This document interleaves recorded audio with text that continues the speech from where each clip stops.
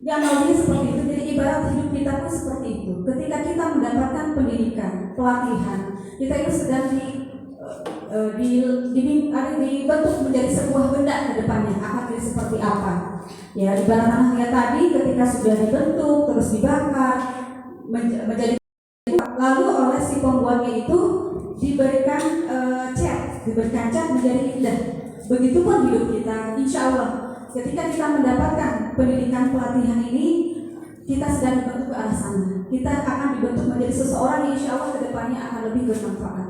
Nah, itu yang menjadi motivasi saya kenapa ikut program pendidikan penggerak. Saya waktu itu tidak melihat pada berapa lamanya, ya, 9 bulan. Mungkin beberapa orang sudah nggak mau, takut 9 bulan itu capek, lelah, gitu ya.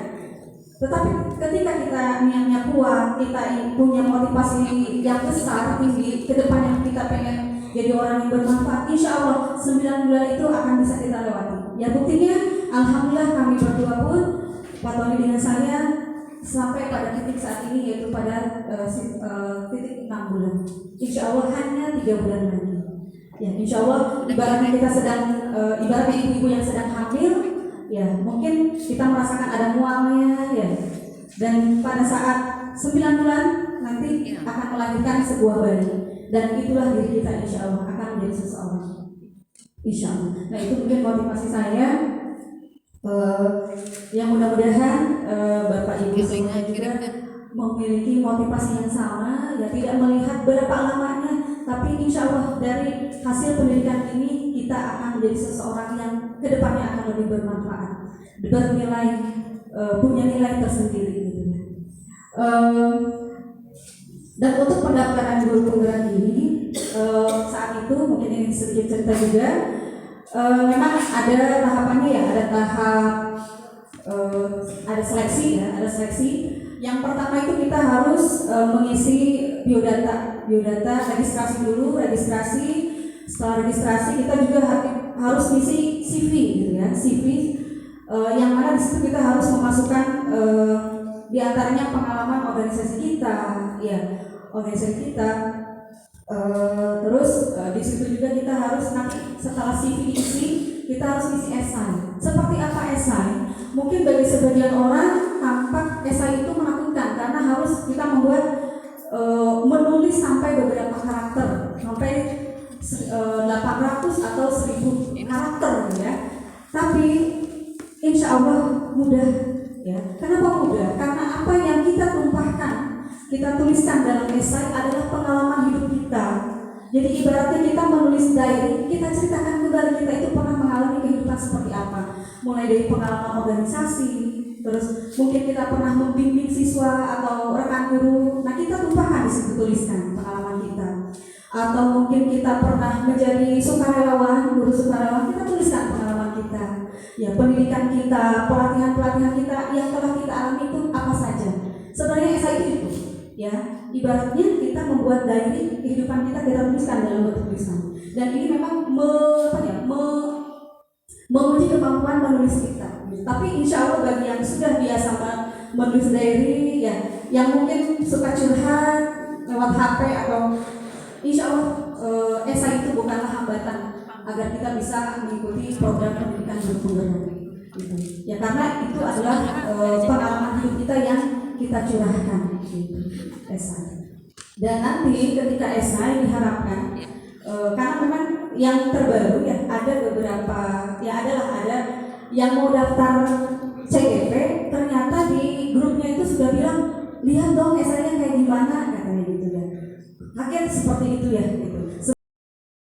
Sebenarnya minimal kita kan melihat itu untuk menguji kemampuan kita sampai sejauh mana. Seandainya kita langsung copy paste, ya mungkin malu juga, ya, karena ini kan kita proses pembelajaran lah, ya. Dan seandainya copy paste itu akan pasti berbeda, karena pengalaman hidup seseorang itu pasti berbeda. Khawatirnya nanti ketika masuk ke tes wawancara yang ditanyakan, seandainya kita copy paste, berarti kita harus menghafal apa yang telah kita copy paste, gitu. Tetapi ketika kita mencurahkan apa yang kita alami sendiri, insya Allah itu akan berjalan natural, alami. Jadi tidak menjadi beban. Itu Eh, Selanjutnya untuk cara mendaftar menjadi CGP itu sendiri ada tahapan, ada kriterianya. Mungkin Bapak Ibu sendiri bisa membaca. Ya, di sini tidak sedang diikuti kegiatan diklat, laksar, PNS, PPI dan sebagai asesor pendidikan guru penggerak atau program sekolah penggerak. Memang rekan kami juga ada di SMP yang ingin ikut CGP, tetapi terhambat, dia harus ikut PPG gitu. Jadi memilih antara dua. Akhirnya harus memilih PPG itu yang diutamakan. Gitu. Dan ada kabar juga seandainya ikut dua-duanya, seandainya lulus dua-duanya, memang salah satu harus dilepas. Ya. Dan ketika dilepas, itu katanya harus mengganti uang itu, ya, ganti rugi, gitu. Seperti yang tadi sudah disampaikan oleh pemateri yang sebelumnya. Jadi memang kita lebih baik dari awal memilih mau yang mana, apakah ikut guru penggerak atau pengajar praktik. Dari sekarang kita tentukan. Ya. Selanjutnya, ya, tidak sedang proses rekrutmen kepala sekolah penggerak, pelatih ahli, fasilitator sekolah penggerak, atau sedang menjalankan tugas sebagai kepala sekolah penggerak, pelatih ahli, atau fasilitator sekolah penggerak pada program sekolah penggerak. Intinya kita tidak boleh double kali satu. Gitu. Jadi ada yang kita prioritaskan. Selanjutnya tidak sedang menjadi instruktur, pelatih lapang, pengawas lapang pada program organisasi penggerak. Ini kriterianya. Selanjutnya tidak sedang menjadi pengajar praktik, fasilitator dan pada program pendidikan guru penggerak. Ya. Semacam misalnya Ibu Upin sekarang menjadi pengajar praktik, jadi tidak boleh ya sebelum selesai amanahnya tidak boleh mendaftar kembali menjadi misalnya pengen ikut kegiatan CGP, tidak bisa gitu ya. Jadi harus selesaikan dulu amanah sebelumnya, kalau sudah selesai baru bisa, kalau ada kesempatan bisa ikut. Gitu. Selanjutnya mendapat izin dari pimpinan atau atasan langsung tempat bekerja, itu pasti karena ketika kita kegiatan ya Bapak Kepala Sekolah, pimpinan itu pasti dilibatkan gitu. Semacam dalam kegiatan di awal waktu kami, Bapak Kepala Sekolah dari awal kegiatan pembukaan sampai sore itu ada di sekolah, mendampingi kami, membersamai kami, jadi dan alhamdulillah pimpinan mendukung kami gitu ya. Jadi dukungan yang luar biasa. Selanjutnya memiliki keinginan yang kuat untuk menjadi guru penggerak dan bersedia mengikuti proses pendidikan selama 6 bulan. Ya, hanya 6 bulan insya Allah ya. Kalau kita bilang selama 6 bulan khawatirnya lama, tapi kita bilang 6 bulan, hanya 6 bulan. Dan kami pun hanya 9 bulan, kami bilang hanya 9 bulan. Insya Allah itu akan terlewati. Ya, selanjutnya itu aktif mengajar sebagai guru tentunya ya, karena kita mendapat sebagai calon guru penggerak, berarti kita harus sebagai guru ya, aktif. Ya. Selanjutnya bagi calon peserta yang sedang mengikuti proses seleksi PGP Angkatan 5 atau PGP Angkatan 6, mohon untuk melanjutkan seleksi tersebut dan tidak mengikuti seleksi PGP Angkatan 7 kecuali peserta sudah dinyatakan tidak lulus pada seleksi sebelumnya. Jadi kalau kita tidak lulus mau ikut lagi bisa. Yang penting ada ada pembukaan pendaftaran kegiatan berikutnya. Ya, selanjutnya untuk persyaratan yang pertama guru ASN maupun non ASN itu bisa, karena rekan kami di kelompok juga ada yang masih THR, alhamdulillah gitu ya. Dan salah satu manfaat ya mengikuti kegiatan ini, alhamdulillah bertemu dengan orang-orang hebat. Ternyata memang setiap orang punya potensi masing-masing. Dan rekan-rekan yang ikut guru penggerak ini orang-orang yang mempunyai peranan yang luar biasa di sekolahnya. Ada yang menjadi wakase, ada yang menjadi pembina ekskul, ya jadi macam-macam amanahnya. Ada yang jadi operator bahkan, guru juga. Jadi mereka orang-orang yang punya peranan yang luar biasa. Saya bersyukur sekali bisa ikut kegiatan program ini ya. Kenapa? Karena mendapatkan banyak ilmu dari rekan-rekan di satu kelompok itu. Ya, jadi terinspirasi. Bahkan ketika sebelum saya ikut program guru penggerak, saya tidak tahu tentang aplikasi untuk membuat video gitu ya.